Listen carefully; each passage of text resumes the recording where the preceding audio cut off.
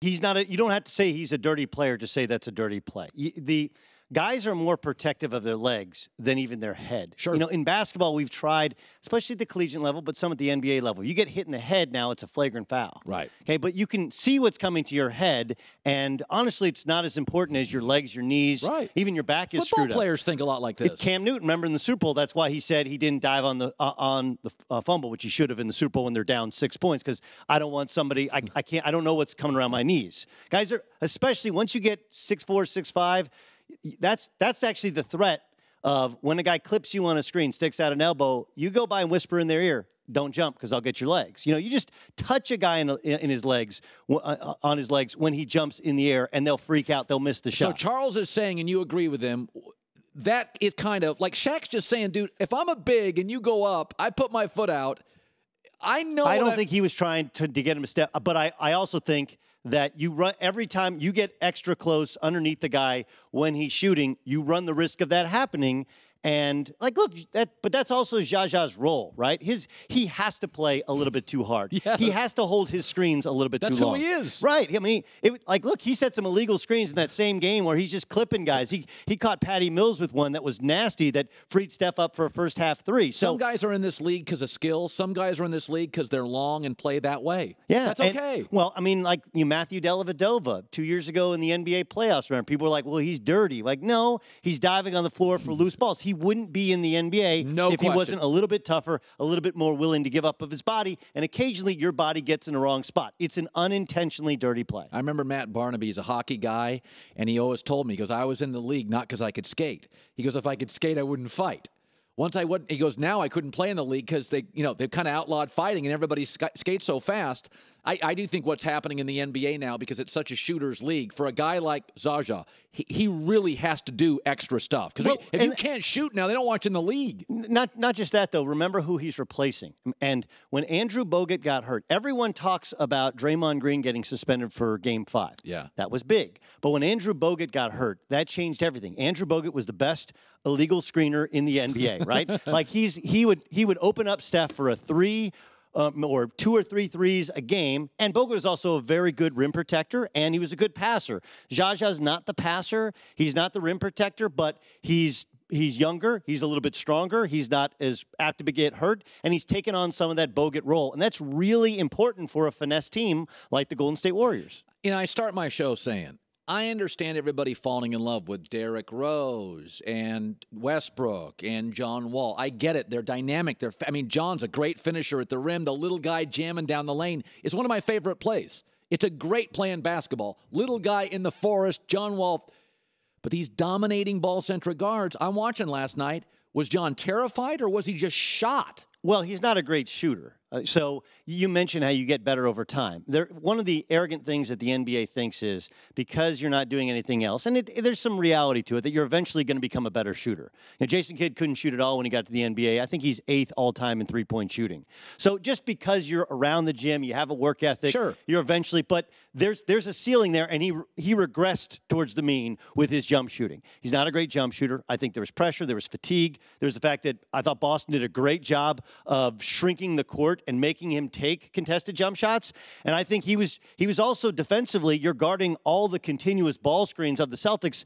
And what Vince Lombardi says, fatigue makes cowards of us all, right? Yeah. I think it's fatigues makes mortals of immortals. Or jump shooters of us all. Yeah, it really does. And when you're controlling the game as a ball handler for 7 games, and you go back to the playoffs and the regular season, I think all of those factor in. It also should be pointed out, he got no help from his bench. None. Otto Porter completely disappeared. Did you know Otto Porter led the NBA in three-point shooting this season? And he was 4 of 21 for the series. My argument is, if you're going to have a little guy like the Celtics lead you, or Westbrook, you got to have a bench. He has to go into the fourth quarter having played 29 minutes, not 37. That you can extend the little guy's value in this league.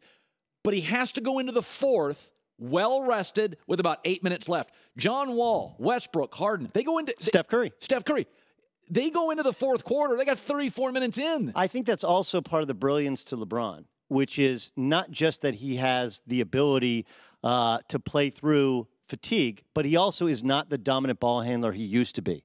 Remember, he used to be the primary ball handler. Now they have Kyrie. Now they have he allows others to handle the basketball so that he can catch his breath. If you've ever played basketball, I know you're not much of a pickup ball guy, but everybody else here is. Yeah. Like the most fatiguing thing you can do is when you're constantly dominating the ball, even if you're not scoring, and he doesn't do that. So he catches his breath at times on offense. At times he takes plays off on defense. And when you're dominating the basketball, as Wall has, as Isaiah Thomas has, Derrick Rose in the past, whatever, Russell Westbrook, you get fatigued, and if you don't have that bench to pick you up, if you don't have somebody else on the floor where you can throw it to and let them play and you can play off the basketball, you're destined to fail, especially in a Game 7 when you have to have the most energy, you have the least.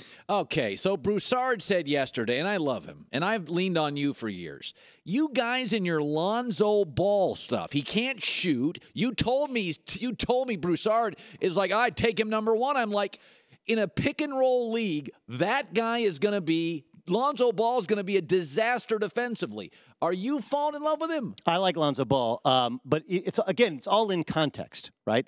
If Josh Jackson, I love as a player. I love, but he can't ever be your best player and probably shouldn't be your second best player. Oh, come on. He's a great culture guy. He can play multiple positions. He can handle some. Two-way. Yeah, and ways. But his shot's kind of screwy. You're never going to give him the ball and tell him to win a game for you. And he doesn't really have a true. Josh Jackson is great if you put him as the third best player, and he ends up making everybody else better. But Lonzo will make everybody else better as a shooter, make the big guys better. He's going to feed everyone's going to want to run hard, get in position. And no, he can't shoot off the dribble, but he can catch and shoot so that he can play without the basketball. Look, this is the way I wanted to play. It's the way that Steve Nash plays, the way that Jason Kidd plays, where you're going to make everybody better by creating shots, creating opportunities, getting the energy, momentum of a program up. Okay. And you look at Phoenix and the Lakers, he's just the guy that they need. Okay, but here's my question. This is one of these years where, like, when LeBron's available or Duncan, even Patrick Ewing, you draft him. I know everybody likes the kid, and I called my NBA scout buddy last night, and he said, listen, the Fultz kid at Washington, he's the best ready-to-play, score 18 a game guy in the league. Everybody knows it. Now, ceiling, it's hard to project if Josh Jackson gets that jumper down, Lonzo Ball puts on some weight. It's hard to project. Nobody's great at that. Belichick's not. Popovich, you kind of guess at some point. But here's my thing. If you're the Lakers, you have a 16% chance, Duggar, of getting the number 1 spot. I think this is fascinating. Magic Johnson, is he forced to take Lonzo Ball? I don't think he's forced to. I think he wants to. I think there's pressure because he's from L.A. and he plays the style of basketball that Magic like to play, getting everybody better, sure. But I think he wants to. I think he looks at his team and he says, we don't have any stars. He's told people that, right? With Brandon Ingram, maybe D'Angelo Russell's probably better off the basketball, but D'Angelo Russell would be remarkably a better player if he has Lonzo with him. So you think Magic's taking him number 1? Yeah, even though Markel's a better all-around. Markel checks more boxes as a 2017 guard, a better shooter, as better off the pick and roll. Yeah, probably a better all-around athlete. Lonzo's a really good straight-line runner. He's just not great laterally, athletically. Hurts him at both ends of the floor. But he's going to make other people better. And then if you can put in a star with him, a Paul George with him, or a better wing player with him, packaging up some of the Julius Randles, the Jordan Clarkstons, and maybe a D'Angelo Russell, and get another star to go with him, now all of a sudden you'll see them raise their level. But at the end of the day, it is a business as well. You want to sell tickets. Lonzo Ball play an exciting style. He's from Southern California. He's going to make people better. They're going to average 110 a game. I think it's a no-brainer for Magic Johnson in the context of where the Lakers are and where they want to be and who they have. You take Lonzo if you can get him. And finally, can the Celtics win 2 games? No. No, and there's 2 reasons why. Do you give them 1? Maybe. Isn't one essentially being swept with it's No. really It's a being pit- a with pity an extra. Hey, if you could say we won 1 game. One is being swept with an extra I love flight. Kristine. Kristine was like, everybody was saying Brad Stevens was on the hot seat. Like, now it's like 2 yahoos. lot of people bloggers. were. Bloggers. No, even some of the Boston media was They're saying dumb. that. man. 2 guys in Boston. That's because they're in Boston, right? Like, Well, yeah. 25 years ago today, I believe 20 years ago today, Larry Bird played his last game. So I don't know if you guys know that. Fun fact. Yeah. 20, so anyway, I may have maybe 25. I may have my numbers screwed up, but it was today. That was Larry's So last why game. can't they win? 2 reasons. One, their best opportunities are going to be at home. and game 1, which is tomorrow night, they're gassed, right? Like, or extremely motivated and riding on a high. Yeah, but at the end of the day, they're gassed, right? Secondly, who's going to guard LeBron? Like, they have nobody. He's a matchup problem for everybody. He's a matchup nightmare for the Boston Celtics. Jay Crowder? Like, Jay Crowder versus LeBron James. That's a problem. And then, like, the whole key to how you play now in the NBA is you're trying to get switches. And there's not a good switch out there for them. Like, their best defender is Avery Bradley, who's like 6'2", right? Or one of their big, Kelly Olynyk. How does he fare against LeBron? Al great. Horford at this point in his career.